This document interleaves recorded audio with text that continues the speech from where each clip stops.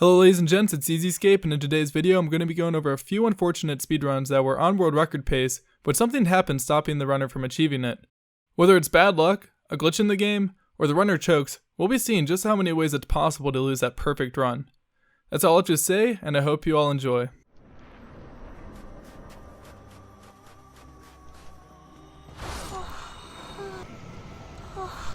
No! No! People! Why did you say it? Wait, what? No. It's over. The dream is over.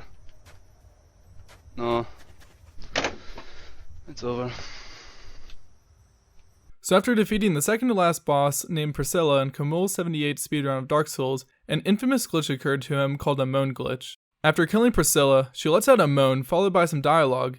If you kill her in one hit the first time you attack her, it's possible that when you get to the end of the dialogue, it will start the dialogue back from the beginning, making her moan indefinitely. There's a trigger at the end of the area that allows you to exit, but it won't activate if her dialogue doesn't end. Since you're warped into this area, and there isn't an entrance to go back through, and other common methods of warping also won't allow you to leave the area, you're essentially soft-locked and can't progress any further or go back. It's too bad this happened to Kamul during a world record pace run, but fortunately 1 week later he was able to get the run he needed and got the well-deserved world record.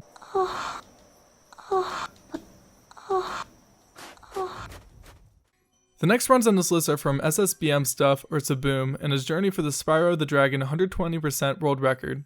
In the same month, Saboom was on world record pace 3 times, and although some of the runs lost world record pace after some errors made in previous levels, every time Saboom entered the final boss level, he would at least be on pace to get his personal best, but each time he met his kryptonite, which was the credit skip.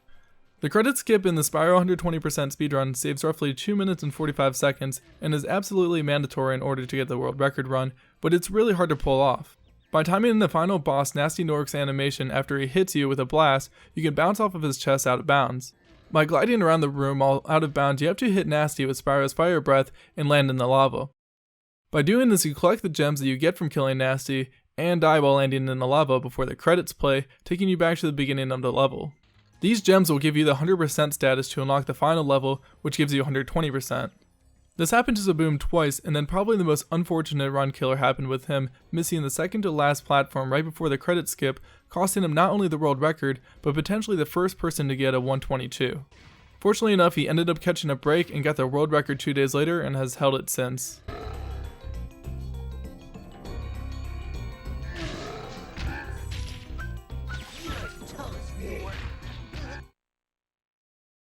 Towards the end of a Pokemon Crystal run, speedrunners set up their Feraligatr with stat boosts so they'll be able to defeat all of Red's Pokemon.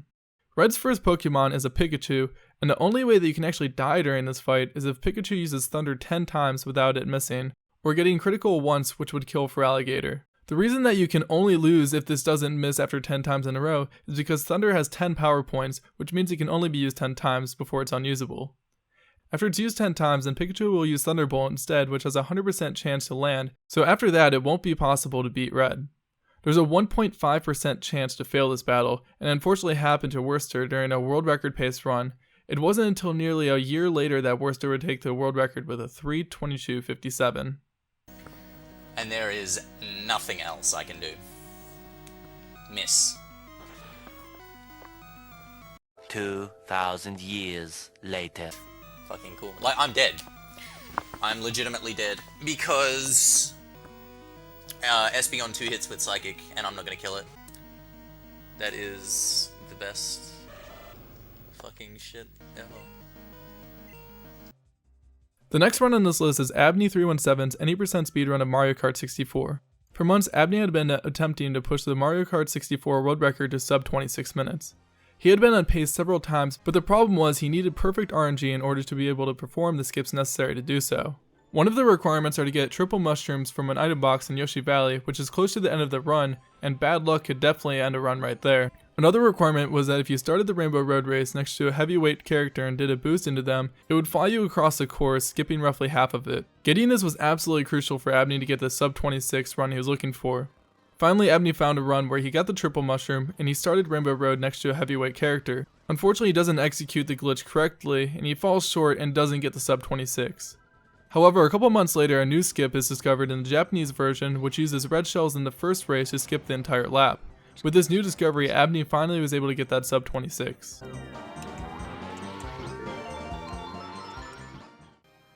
The next run just shy of getting world record is Connor75's 101% speedrun of Donkey Kong 64. Connor was well over 5 hours into this speedrun, not only ahead of his personal best, but he was also in pace to beat the world record. It came all the way down to the last input of the run to defeat King Rool. As Connor goes to deal the final punch, he makes a fatal error and he backflips instead of punching. Normally you press Z plus B to punch, but Connor pressed Z plus A, making a backflip costing around 30 seconds. Fortunately, he was still able to get a PB, but the world record was lost. I press B.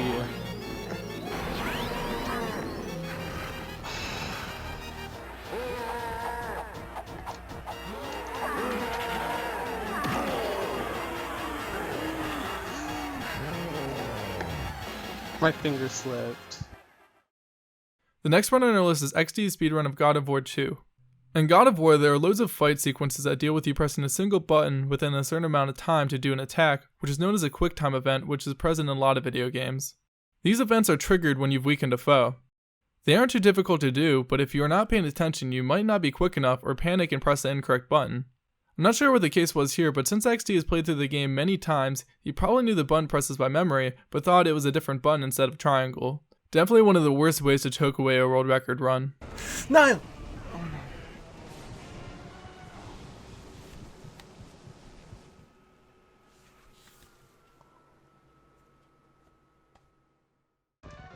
The next run on our list was a big milestone for the Super Metroid speedrunning community. In the beginning of Super Metroid speedrunning, there was an amazing Japanese runner named Harurubi, who had run so amazing that they stood untouched for several years. His one run in particular in July of 2008 with a time of 49:25 seemed almost impossible to beat. It wasn't until 2012 that the speedrunner Garrison was on pace to beat this world record. Everything seemed so perfect, and even he thought he was going to get it. It wasn't until he reached the very end of the run where you have to go down the ship to leave. Garrison wasn't close enough, and he missed. After correcting himself a few times, he got himself into the ship. These few vital seconds cost him enough that his final time tied Harurubi's run instead of beating it. This didn't stop him, and a week later he finally got his run and beat the record by 3 seconds. Are you kidding me, dude? TWR.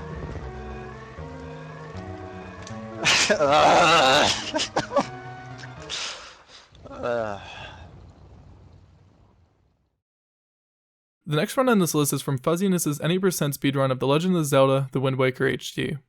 During this run, Fuzzyness was ahead of the world record by 1 minute and 30 seconds until an interesting softlock occurred. After finishing the first phase of the final boss fight against Ganondorf, there's a short cutscene that occurs where Ganon slaps Zelda. Something must have happened that stopped the cutscene from happening, but Zelda was still in the same stance she holds in the cutscene where she's about to get slapped.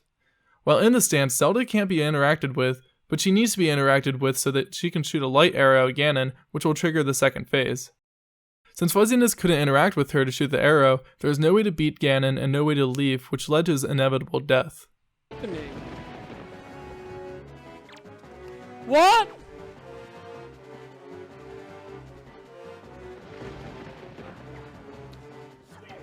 Is she soft-locked? Are you kidding me?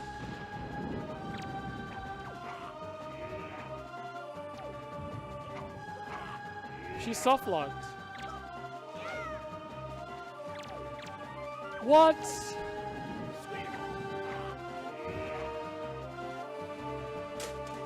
Fuck this game.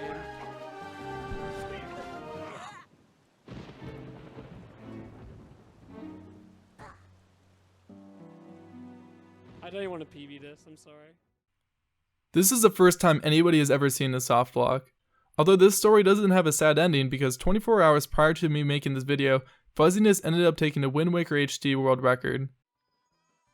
Alright guys, for the number 2 spot is going to be Siglemic's 120 star speedrun of Super Mario 64. Super Mario 64 speedruns are so heavily optimized that almost every part of the run is difficult, and it can really come down to nerves towards the end of a run to lose the run. There are so many instances of runs being lost while on world record pace that I decided to go with one that stood out to me rather than the final Bowser throw so many people seem to lose world record on. This one comes from Siglemic. In August of 2012, he speedrun Super Mario 64 12 hours a day trying to get the world record as low as possible. On his 4th day, he had a run that was looking pretty good when he was up by 1 minute and 33 seconds. After getting through the carpet ride, all he had to do was grab the star, but he jumped the wrong way and completely missed the star. To this day, this is probably one of the craziest chokes in all of speedrunning.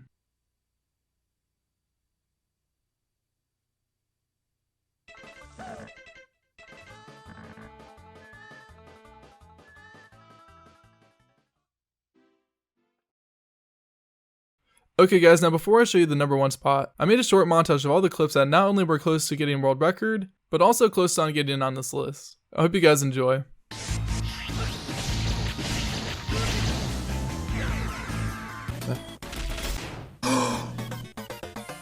Alright, Sheik, what's up?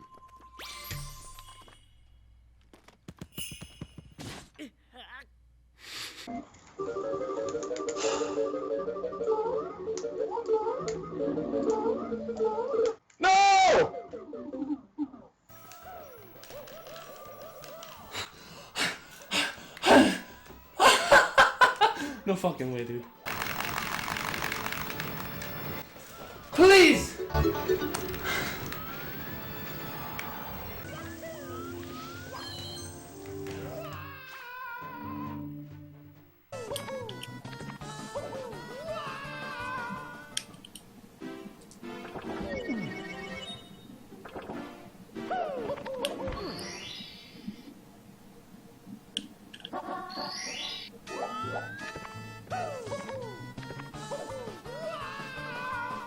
This is fun.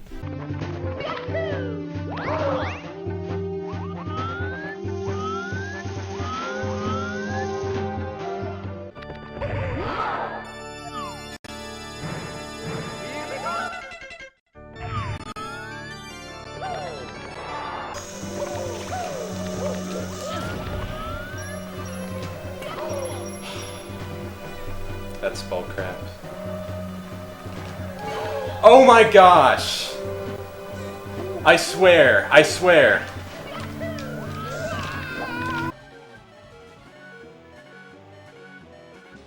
Oh, I didn't even get the range. Sure.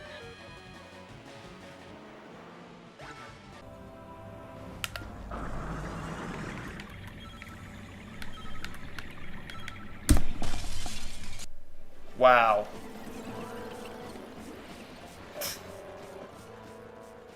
Wow. Alright guys, and for what you've all been waiting for, the number 1 spot is Cereth's Nemesis percent speedrun of Final Fantasy X. For some background knowledge on what Nemesis percent is, Nemesis is the strongest super boss in the original US release of the game and takes a long time to unlock. The reason why it takes so long is because you have to encounter and kill each enemy in the game 10 times, and there are 100 different enemies to kill. To encounter these enemies, it's a lot like finding certain Pokemon. It's completely random and some of them can be so rare it can take you ages. So after Cereth did all this, he went to the final area of the game called the Nucleus. In this area, there are no random encounters, you just have to collect 10 crystals while avoiding the crystal stalagmites. Unfortunately, Cereth hit one of the stalagmites and was put in a 15% likely encounter of a Great Malboro.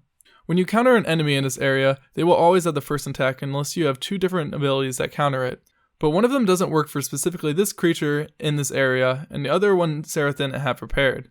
So the Malboro ended up using his Bad Breath attack, which will confuse, berserk, and blind you. It was an 80% chance to get confused, and it happened to Cereth, and all of his party members ended up killing themselves and also killed their run after 22 hours in, which definitely earns it the number 1 spot for a close world record.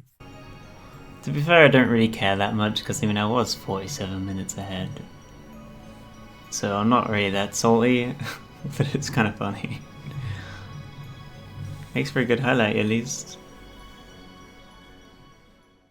Alright, hey everybody, I hope you guys enjoyed the video. If you did, make sure to leave a like because it's the best way to show support. I don't really like making in real life videos, but I really wanted to thank everybody for 50,000 subscribers.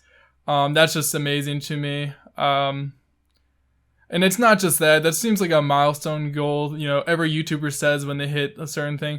But I mean, I really have to thank everybody for, you know, when I decided to stop making RuneScape content and a lot of my subscribers stayed. And not only that, just the amount of feedback you guys give, whether it's good or it's bad. And I like the constructive feedback that I get pretty much anytime I put out a video.